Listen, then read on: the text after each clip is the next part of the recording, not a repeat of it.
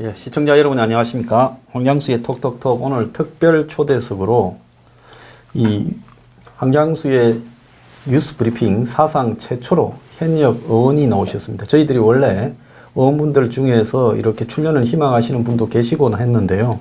방송의 정체성상 이렇게 정중하게 사양을 했습니다. 근데 지금 이후에 이제 의원님들을 가끔씩은 모시려고 하는데요. 가장 처음으로 유기준 의원 나오셨습니다. 안녕하십니까? 네, 안녕하십니까? 예. 의원님 자신 소개 좀 해주시죠.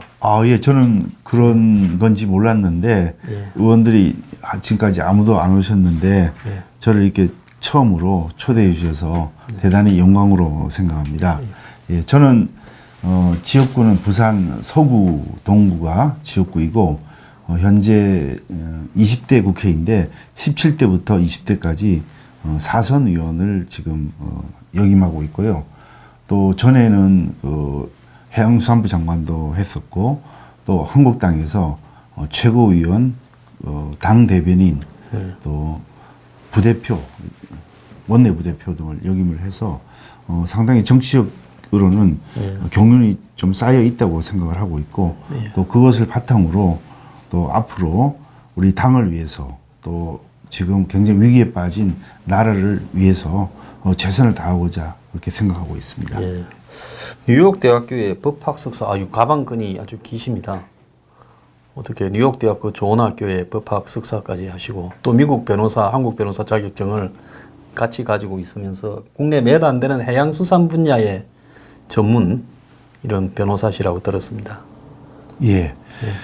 제가 이제 원래 법과대학 입학해서 이제 사법시험을 졸업할 때 합격을 했는데 그때 이제 제가 대학 1학년 때 그 학내 시위를 해서 그때 뭐 좀 유신 말기라서 좀 처벌이 좀 엄했습니다. 그래서 구류도 한 25일 받았고 또 유기정학도 6개월 받아가지고 나중에 이제 사법시험에 합격했는데 졸업할 때 그 때문에 이제 면접 시험에 한번 떨어졌습니다. 그래서 그 다음에 2차 대검, 3차 면접에서 떨어졌구나. 그래서 다음에 이제 그 다음에 이제 면접을 봐서 아주 어렵게 해서 합격을 했는데 그 이후에도 이제 그런 게 이제 꼬리표처럼 따라다녀 가지고 저 나름대로는 좀 어떤 활력을 찾아야 되고 또 한국에서는 그때 뭔가 좀 해도 잘 안 될 것 같은 그런 생각을 갖고 있다가 제가 이제 뭐 군도 그때 법무관을 못 가고 이제 일반 사병으로 가서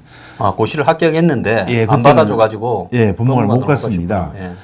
그래서 그 이제 군대 이제 사병으로 가서 제대할 무렵에 미국에 유학을 가는 게 그나마 좀 제일 나은 선택이 되겠다 그래서 제가 1988년도에 유학을 갔으니까 한 30년 됐네요.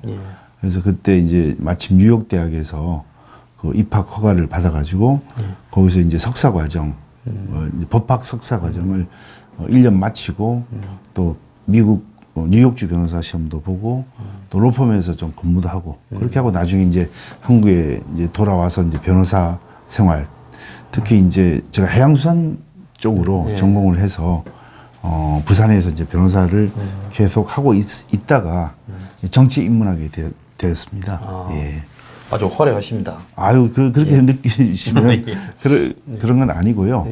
이제 그 과정에서 또 많은 지금은 이제 이 경력만 보면 좀 화려하다고 말씀하시는데 그 안에 내막을 보면은 누구나 인생이 그렇게 쉽게 순풍 달듯이 달리고 그러진 않습니다. 다 애환이 있고 힘든 장면도 있고 혹시 이 방송을 보시는 우리 청취자들도 본인이 고민이 있다고 한다면은 그것이 나중에 현재는 굉장히 고민스럽지만은 나중에 되면은 이게 인생의 자양분이 돼서 자기가 힘들 때 자기를 북돋게 하는 그런 자양분 역할을 한다는 것을 한번 꼭 생각해 주시기 바라겠습니다.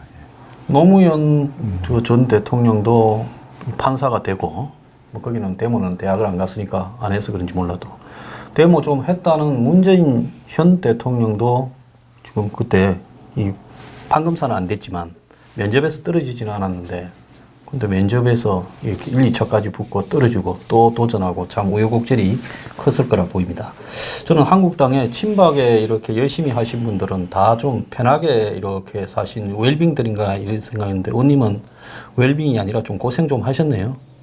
좀 고생했다고 말씀하시는데 뭐 다른 사람들이 볼 때는 약간 고생을 한 거겠죠. 고생 좀 하셨네. 근데 이제 그 이후에 이제 또 정치를 하면서도 정치가 항상 해가 중천에 떠 있는 그런 일들만 벌어지는 건 아닙니다.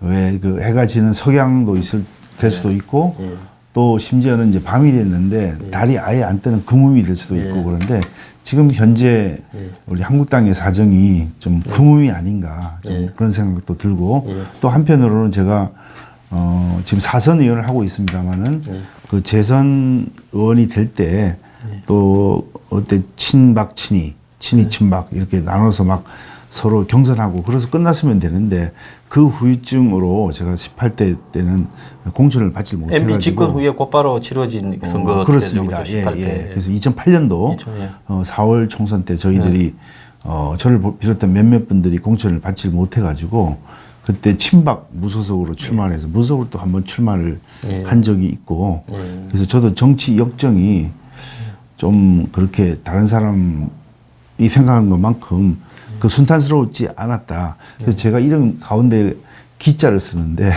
그 기자가 좀 기이할 기자입니다.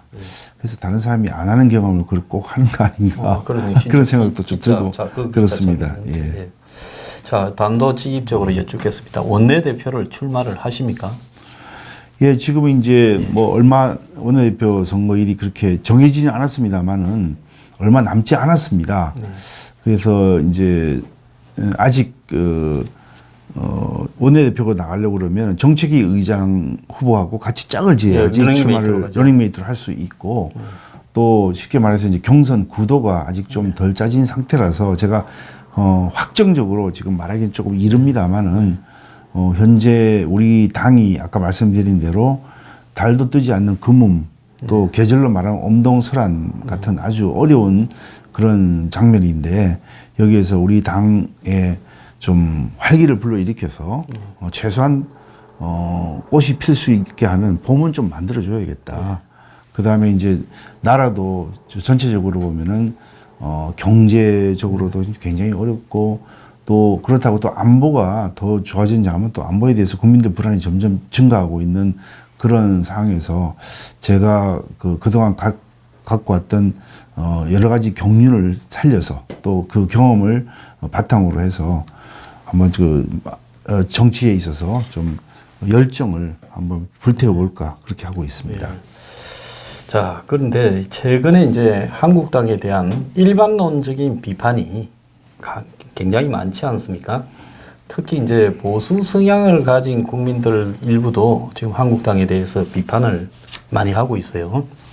그래서 이제 보수가 분열된 원인 때문에 그렇다고도 하고 또 보수 성향을 가진 분들 중에도 한국당이 이 웰빙이다, 투쟁력이 없다, 또 기회주의적이다, 또 보수의 가치를 제대로 정립하지 못했다, 뭐 이런 비판들을 많이 해요. 그 의원님이 보실 때 지금 이런 비판이 뭐 있어서 그런지 몰라도 지지율이 문정권이 저렇게 이제 죽을 쓰고 있으면 이제 반대급부로라도 올라가서 한 30% 정도는 돼야 되는데 당 지지율이 뭐 일부 조사에서는 20% 초반대 또 일부 조사에서는 10% 후반대 이렇게 나오면서 지지율이 별로 올라가지 않고 있다 이런 부분도 있는데 무엇이 문제시라고 이렇게 보십니까? 예, 말씀해 주신 대로 사실 여당의 지지율 또 대통령 지지율이 빠지면 그 반대급부로 이제 야당 특히 제1야당 지지율이 올라야 되는 쉽게 말해서 이제 지지율은 이게 제로섬 게임인데 지금 그 제로섬 게임이 진행이 되질 않고 여당 또는 대통령 지지율이 하락함에도 불구하고 한국당 지지율은 정체되거나 약간의 움직임이 있는 정도 그렇게 되어 있습니다. 그 말씀해 주신 대로 뭐 여러 가지 원인이 있다고 저는 생각을 합니다만은 가장 근본적인 것은 한국당이 제1야당으로서 걸맞는 그런 위치를 아직 차지하지 못하고 있는 것이다. 그렇게 국민들께서도 제1야당으로서 할 수 있는 게 이제 국정에 대한 견제, 감시, 비판뿐만 아니라 또 어떤 때는 대안을 내놓고 또 차기 수권 정당으로서 모습을 갖춰야 그 지지를 이렇게 할 수 있는 그런데 지금 보면은 이제 그런 모습들이 갖춰져 있지 않는 그런 상황으로서 저 당 내에는 뭐 이런 저런 이유로 아직 그 융합이 안 돼서 서로 분열해서 어떻게 보면 그 당 내에 서로 대립하는 그런 일들이 좀 아직도 있다고 이렇게 느끼시는 것 같고 또 한편으로는 이 대안 정당으로서 그 여러 가지를 내놔야 되는 그런 것들이 너무나 부족하기 때문에 국민들이 차기에 문재인 정부나 여당의 지지율이 떨어지더라도 한국당을 대안 세력으로 인정하지 않는 그런 일 때문에 아마 그 지지율이 정체 현상을 보이는 것 아닌가 그렇게 분석이 됩니다. 예. 예. 자, 지금 이제 김병준 비대위가 내년 2월까지 간다면서 지금 물갈이를 공언하고 나섰고 조강특위가 물갈이가 제대로 이렇게 못 해내면 자기가 나서서라도 물갈이를 하겠다 이렇게 말을 했습니다. 자, 그런데 제가 얼마 전에 그 화공이라고 정종섭 의원이 주도한 그 화요일에 공부하는 모임에 가서 이런 말을 했어요. 뭐라고 했는가 하면 지금 물갈이를 하겠다고 하면 어느 쪽이든 이렇게 그걸 선복을 하겠느냐. 그러면 결국은 당에 이렇게 분열의 원인이 될 건데 차라리 향후 1년 동안에 지금 이 새로운 원내대표가 뽑히면 이 당 투쟁이 비대위처럼 이 각 개파에서 대표들을 뽑아서 투쟁이를 갖추고 여권을 향한 강력한 투쟁을 전개하고 또 장외 투쟁까지도 하면서 거기 투쟁에서 얼마나 기여하고 이렇게 성과를 보였는가 그 성적을 바탕으로 지금쯤 1년 뒤면 내년에 2019년 11월쯤에 가서 그 투쟁 성과를 보고 투쟁을 하지 않은 사람들을 이렇게 물갈이를 하는 쪽으로 가면 다들 그 공감을 하지 않겠느냐 그런 이야기를 한번 한 바가 있어요. 제 방송에서도 한 두세 번 그 이야기를 했습니다. 그래서 지금 현재의 이 물갈이가 또 다른 당의 분열이 되고 또 실질적으로 지금 누가 누구를 물갈이 할 만한 그런 명분이 이 어떤 주도권, 도덕적 우위에 설 수 있는 한국당의 어느 이 개파나 인물이 있느냐 이런 부분이 좀 문제라고 봅니다. 예. 그 이제 비상대책위원회가 이제 말 그대로 이제 당이 어렵고 저 정상적이지 않은 상황에서 임시적으로 당을 운영하는 쉽게 말하면 한시적 기구입니다. 그리고 이제 우리 당원 단계에는 당 대표가 사퇴한 경우에는 60일 이내에 전당대회를 해서 새로 당 대표와 지도부를 선출하도록 그렇게 규정을 하고 있습니다.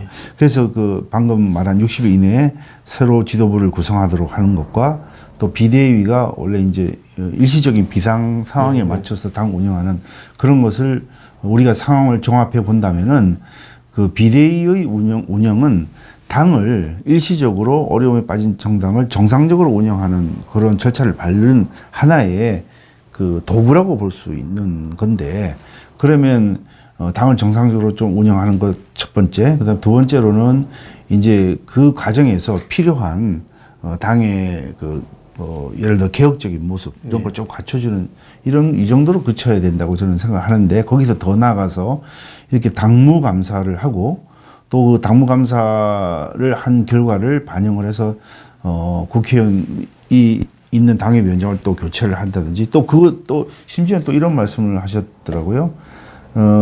조강특위의 그물망을 나왔지만 교체가 필요하다고 생각하는 분이 있을 수 있다. 이때는 분명하게 비대위원장의 권한을 행사하겠다. 그러니까 이게 조강특위 한 거 플러스 또 개인적으로 또 어떤 기준에 의해서 또 권한을 행사하겠다는 말은 이제 당협위원장을 교체하겠다 이런 말로 들리는데 그래서 이제 아까 말씀드린 대로 비대위원장으로서 저를 좀 지금 취임한 지 100일이 넘었습니다. 그럼 좀 성과도 좀 내고 그랬어야 되는데 뚜렷하게 떠오르는 성과는 지금 우리 기억 속에 보이질 않습니다. 근데 한편으로는 뭐 예를 들어 이제 그 당의 화합을 위해서 비대위원장과 비대위에서 좀 노력한 건 저희들도 뭐 인정을 합니다만은 거기서 더 나아가서 이렇게 비대위의 권한이 당협위원장을 당무감사 결과 교체를 하고 그런 것까지 주었다. 그렇게 저는 판단을 하지 않고요. 더구나 그 위원장이 말한 그런 인적 청산이 어떻게 보면은 이게 정무적 판단에 따라 이루어질 수도 있는 거 아니겠습니까? 그러면 이거는 이거 권한을 넘는 소위 말해 월권 할 수 있는 것으로 보이는 점이 오히려 좀 많다는 것을 말씀을 드리고 또 지금 2월 달에 전당대회를 한다고 예정이 되어 있습니다. 내년 2월에. 그러면 이제 2월도 뭐 왜 2월 달에 나오는지 저희들은 이해를 못 합니다만 2월 달에 새로 그 당 지도부가 구성이 되면 그 지도부에서 예를 들어 지금까지 한 것이지만은 새로 또 해서 또 당무감사를 한다든지 아니 또 다른 것에 의해서 그 이제 국회의원들에 대한 평가 또 당협위원장의 평가를 밟아간다면은 지금 하는 거는 그 의미가 없는 게 아니겠습니까? 만일에 그렇게 한다면. 그래서 저는 이 원래 비대위원장에 이런 권한이 주어졌는 것도 의문이고 첫 번째.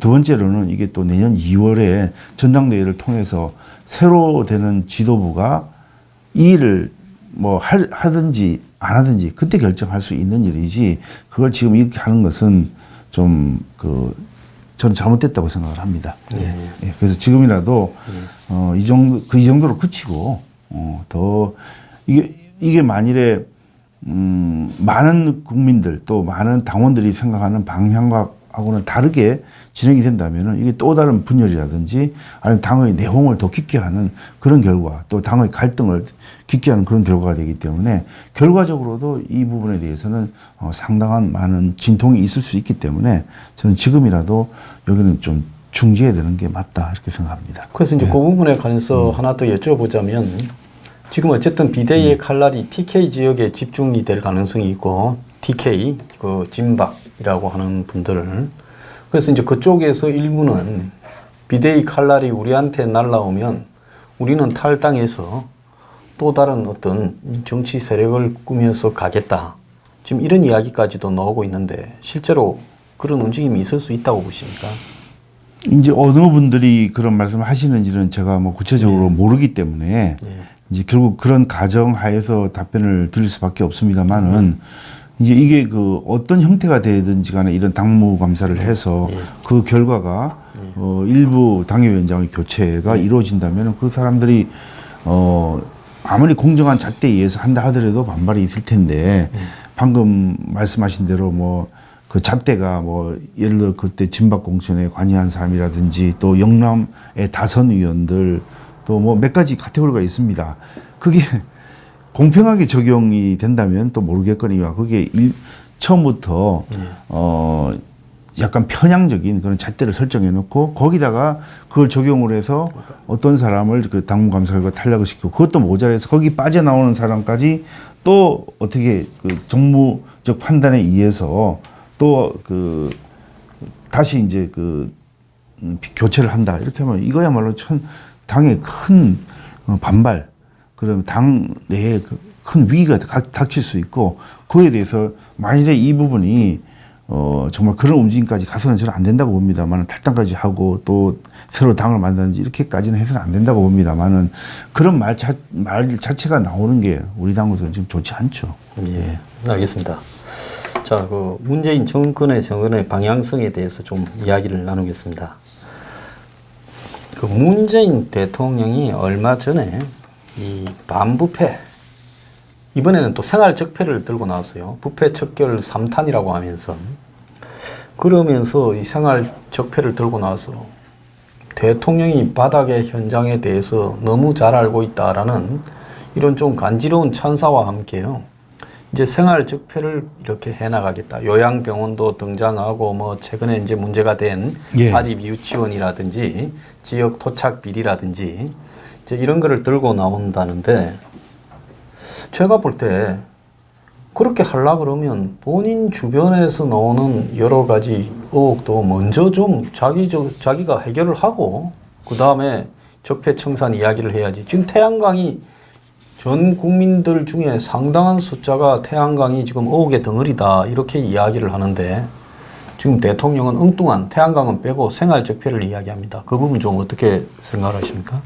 예, 저는 좀 크게 좀 말씀드리면 이전에 그 서양사에 있어서 서양의 역사를 이제 완전히 바꾼 이제 프랑스 혁명이 이제 프랑스에서 1789년이죠. 그때 이제 일어났죠. 그래서 그때 이제 국왕하고 왕비를 처형을 했습니다. 예, 단두대로. 그 1793년 1월인가 예. 처형을 했습니다. 근데 그 이후에 이제 그 혁명 주역인 로베스피에르가 집권을 했는데 그보다 한 1년 6, 7개월 후에 1794년 8월이죠. 이제 테르미도르 반동에 의해서 열월이죠. 이제 뜨거운 계절이라 그래가지고 그때 이제 오히려 로베스피에르가 그때 그 기로틴에 의해서 처형을 당했죠.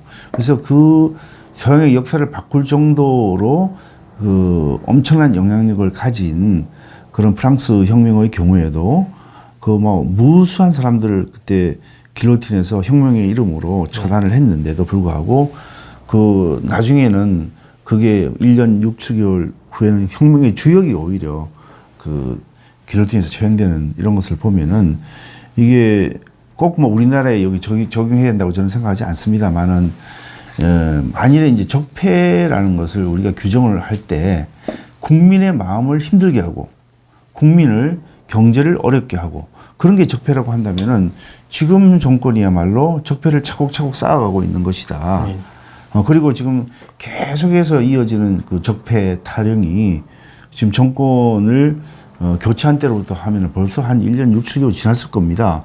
근데도 계속 해야 된다고 그러면 국민들이 이 경제는 좀 좋게 하고 또 안보는 튼튼하게 하고 그렇게 한다면은 아마 공감을 할 텐데 지금 해결되지 못한 경제 문제들이 뭐 한두 개가 아니고 여러 가지 경제 지표들이 상당히 좀 빨간불들을 기록하고 있는 게 많다고 하는데 그럼에도 불구하고 계속 적폐청산을 주장하면은 국민들이 공감을 하겠습니까? 그러니까 지금 대통령 지지율이 뭐 요즘 기온 떨어지시 뚝뚝뚝 떨어지고 있지 않습니까? 지난번에 한참 대통령 지지율 높을 때는 80%가 넘었을 텐데 지금 보니까 막 쭉 떨어져서 지금 50% 초반까지 떨어졌으면 굉장히 좀 심각한 국면으로 받아들여야 되고 만약 이 상태가 계속된다면 연말쯤 되면은 우리가 예상할 수 없을 정도의 그런 낮은 지지율을 기록할 수 있을 수도 있는데 그렇게 되면은 대통령이나 정부에서 하는 일에 탄력을 받지 못하고 어떤 정책을 추진하더라도 뒷받침이 안 될 겁니다. 그래서 그런 것들보다는 지금은 자, 적폐 이야기 뭐 좋습니다.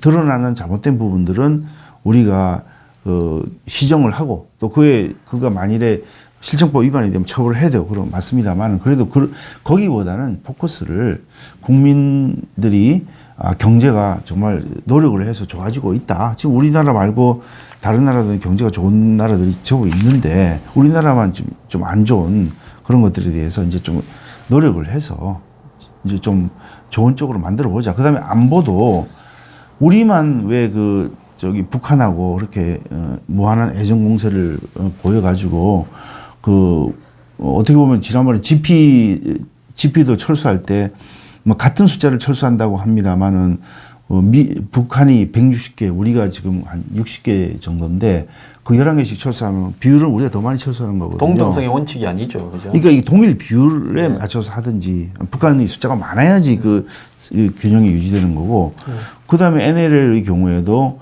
그걸 평화수역으로 만들어가지고 거기에다 이제 무장을 하지 않고 어떻게 한다고 그러는데 뭐 취지야 뭐 좋다고 합니다만은 그 북한 NLL 북쪽으로는 50km, 남쪽으로는 85km 이렇게 설정을 해서 그것도 이제 수역의 면적이 좀 달라지는 거 아니겠습니까? 그래서 이런 것들. 그 다음에 이제 그 휴전선 일대에 그 비행 금지 구역을 설정해 가지고 거기에 비행기가 못 다니게 한다면 그 당장 첩보 활동을 어떻게 할 건지.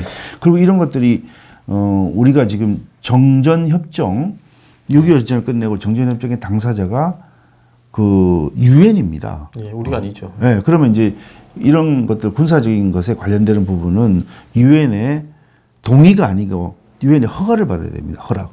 근데 그게 이루어지지 않는 상태에서 과연 그게 되는 건지. 그래서 뭐 여러 가지 점들이 안보에 대해서 과연 이전보다 좋아졌는지 많이 그 불안해하고 있는데 이런 것들 때문이라도 저는 더 이상 무슨 적폐인지 또 이름을 뭐 이번 생활적폐라고 지었다고 하는데 그 다음에는 또 이제 우리가 사는데 필요한 또 산림적폐 또 이런 말까지 나오고 그러겠습니다. 자꾸 말을 만들어 그게 이 정도로 하고 이제 국민들이 바라는 정치의 모습, 국민들이 바라는 그 좋아지는 모습 이것을 보여주는 게 맞다고 봅니다. 예, 그 해양수산 전문가시니까 제가 하나 여쭙겠습니다. 그 지금 서해에 이 평화수역이나 또 최근에 보면 DMZ의 그 비행 금지 지역을 이제는 한강하구와 서해로 또 확대를 한다고 그렇게 이야기를 해요. 그리고 이제 동해는 비교적 단순한데 서해는 한강하구하고 만나고 또 서해 5도가 저 멀리 떨어져 있고 우리가 취약 지역인 또 수도 서울이 인근에 있고 한강하구 인근에 그 다음에 영종도 또 국제공항이 거기에 있지 않습니까? 근데 여기에 평화수역을 설치하고 한강하구를 공동 이용하고 북한배, 남한배가 섞여서 다니고 또 더 나아가서 거기에 이제 비행 금지 구역까지 설정을 하고 이런다 그러면 이게 이 국가 안보가 지금 북한이 비핵화를 한다지만 아직도 실행에 옮기는 거는 6개월 지나도 하나도 없고 그건 정말 뭐 안 될 거라고 보는 사람이 더 많은데 그 비핵화는 진전이 안 되고 있고 오히려 후퇴하는 느낌인데 이런 식으로 국가의 영공과 영해 뭐 육지도 마찬가지지만 이렇게 열어제꼈을 때 그 해양수산 전문가로서 어떤 위험성이 있다고 보십니까? 예. 그 먼저 비핵화 부분부터 좀 말씀을 좀 드릴게요. 예. 이제 그 북한의 비핵화가 뭐 진행이 됐다는 등 또 일부 북한이 거기 작업에 착수했다 이런 말이 있는데 이제 비핵화라는 거는 결국은 이제 북한에 있는 핵무기를 전국적으로 폐기를 하고 더 이상 핵무기를 만들지 못하게 하는 게 최종적인 목적 아니겠습니까? 그러려면 그 단계를 밟아가야 되는데 먼저 북한에 핵이 몇 개가 있고 그게 어디에 배치되어 있든지 쉽게 말하면 이제 핵 리스트를 제출해야 됩니다. 두 번째로는 이 북한에 있는 핵이 정말 이 사람들 말대로 어디에 있는지 맞는지를 국제사회가 사찰을 하는 것을 북한이 허용을 해서 그 확인을 해야 됩니다. 사찰.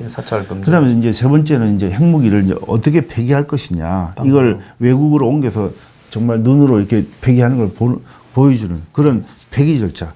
마지막으로는 이제 그 핵무기를 만드는 과학자들을 북한에 더 이상 있지 말고 다른 나라나 다른 곳에 보내서 핵무기를 더 이상 못 만드는 이런 절차를 밟아야 되는데 첫 번째 단계인 핵리스트 제출 이루어지지 않고 있습니다. 그러니까 한마디로 비핵화로 나가는 첫 번째 걸음부터 안 나가고 있는 거예요. 그런데도 거기다 대고 지금 우리는 북한에 대해서 경제적 제재를 좀 완화를 먼저 하자. 완화를 하면 이제 그런 게 북한이 지금 나가고 있기 때문에 그 나중에 그 비핵화 이루어질 거다 이렇게 생각하고 있는데 그 전혀 국제사회가 그 동의하지 않습니다. 뭐 계속해서 지금 유엔 안보리에서는 북한에 대해서 이제 여러 가지 경제적 제재를 지금 계속 실행을 하라. 뭐 예를 들어 북한에서 철광석이라도 석탄 이런 걸 싣고 온 배가 다른 나라에 수출하는 경우 그걸 금지를 하고 있고 그 선박이 우리나라에 들어오게 되는 경우는 지금 압류, 납포하도록 그렇게 되어 있는데 먼저 그 현재 상황이 그렇다는 거 말씀을 드리고요. 근데 거기다 대고 지금 말씀하신 바와 같이 서해 수역을 평화수역으로 조성을 한다든지 또 그게 이제 서울이 아무래도 이제 휴전선하고 가깝지 않습니까? 그 다음에 또 우리가 있는 여러 가지 이제 그 서해 5도라든지 여기 어떻게 보면은 우리가 그 우리나라를 방어하기 위한 아주 요충지의 역할을 하고 있습니다. 서해 5도 중에 제일 위에 있는 섬의 경우에는 서울까지 거리보다 평양까지 거리가 더 가까워요. 네, 그래서 우리가 방어를 하는데 굉장히 요충지로 분류되어 있고 또 6.25 전쟁 끝난 후에 끝날 무렵쯤에 그 북한 앞바다에 있는 대부분의 섬은 우리가 장악을 했습니다. 그러니까 유엔하고 우리가 이제 장악을 하고 있어서 이제 정전 협정을 하기 위해서 그 섬들 예를 들어 이제 신의주 앞바다에 있는 섬, 그 남포 앞바다에 있는 섬 그때 돌려줬습니다. 네, 돌려주고 일부 관리 가능한 것만 근데 38선 이남에 있는 그 서해 5도를 이제 우리가 계속 관리하고 그다음 그때 NLL을 설정해 가지고 북한도 이에 대해서 한 20년, 30년 동안 이의를 제기를 안 했습니다.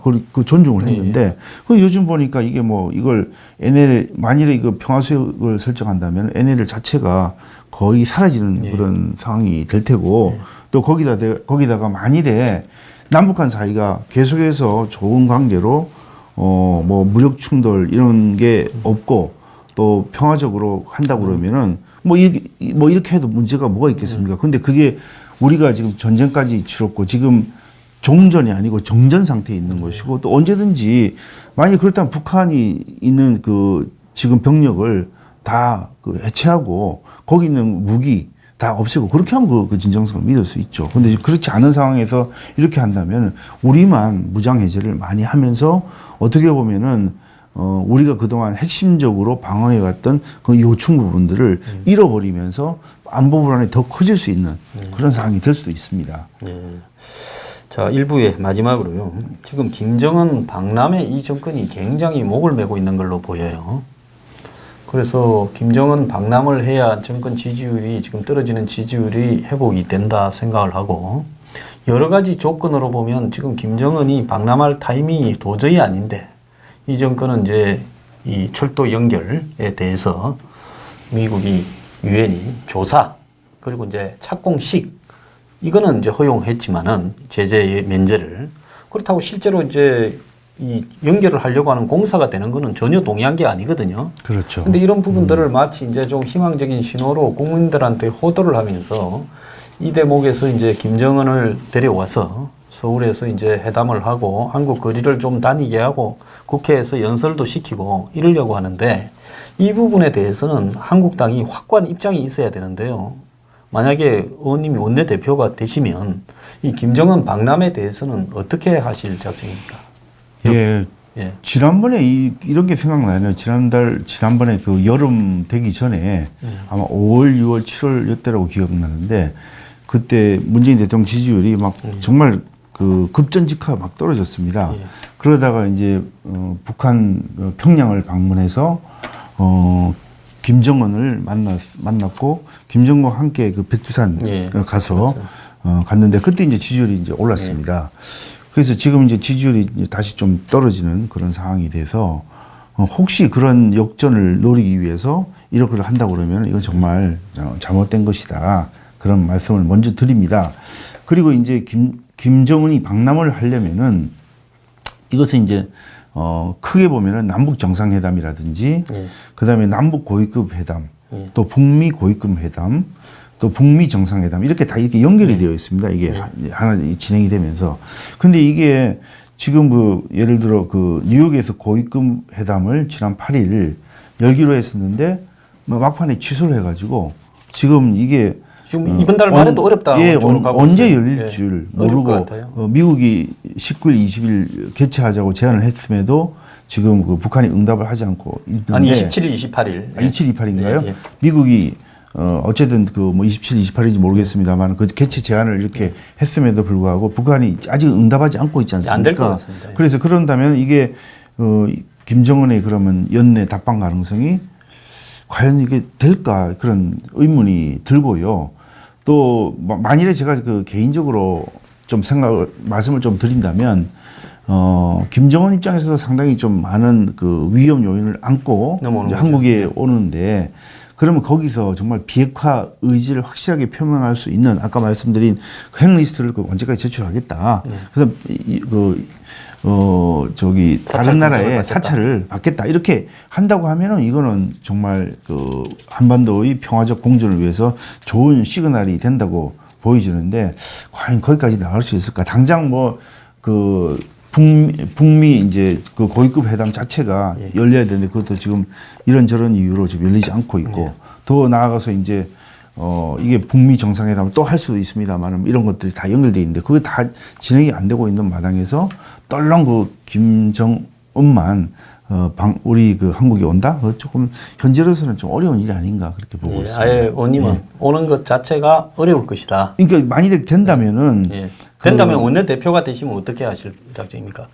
그러면 뭐 국회 연설을 하자고도 나오고 이러면서 끌어넣을 거 아닙니까? 그런 부분은 물론 우리 그 당의 의원님들 또 당원들과 의논을 해야 되는 게 먼저입니다만은 일단은 저기 여러 가지 지금 할 수 있는 일들이 김정은이 오면서 할 수 있는 일들이 남북한의 무슨 뭐 철도 도로 연결이라든지 뭐 하여튼 포괄적으로 할 수 있는 부분들을 언급을 할 수 있는데 그 거기다가 지금 우리 국민들의 정서가 거기에 과연 긍정적으로 생각하냐면 그렇지 않을 거로 봅니다. 뭐 북한의 예를 들어 그 SOC를 점검하는 비용이 뭐 각 그 관계 기관마다 산정 금액이 좀 다릅니다만 지난번 43조부터 해서 한 뭐 150조 뭐 이렇게 해서 그리고 이게 처음 시작할 때는 얼마 이렇게 해서 그 기초 비용으로 들어갈지 모르겠으면 나중에 시작하면은 몇십 조 단위로 들어가게 되면 이게 현재 우리 경제 상태에서 과연 부담을 할 수 있을까? 물론 이제 부담하는 거는 일시적으로 부담하지만은 얻는 혜택은 영원하다 이렇게 생각하시는 분도 있지만은 한편으로는 이게 우리 스스로의 경제에 대해서 받는 충격도 좀 생각을 해봐야 되죠. 자, 해운 그 전문가기도 한데 요즘 같은 시대에 철도를 연결해 가지고 뭐 유럽까지 물건이나 사람을 나르고 그렇게 운송을 합니까? 대부분 이 해운 그 바다로 이 배로 실어 나르거나 비행기로 실어 나르지 않습니까? 그게 실제로 무슨 상징적인 어떤 그 감성적인 거 외에 철도 연결을 해서 그게 큰 이익이 있겠습니까? 꼭 그렇게 여쭤보시면은 철도로 연결해서 이제 철도를 통해서 이제 컨테이너를 실어 나르면 좀 기간도 단축이 되고 뭐 그런 면에서는 이점이 있습니다만은 그 철도 놓는 시간 하며 비용. 또 우리나라하고 북한을 거쳐서 시베리아로 갈 때 그거는 철도 폭이 또 다릅니다. 관계잖아요. 굉장히 달라서 넓잖아요. 그것도 그거 맞춰서 또 해야 되고 이런 걸 보면은 우리가 원하는 효과를 달성하기까지는 이 정치적인 면에서 해결할 문제들 그 다음에 이제 아까 말한 기술적인 문제, 해결할 문제들을 생각하면은 상당한 시간이 필요하겠죠. 알겠습니다. 자, 1부 마치도록 하겠습니다. 감사합니다.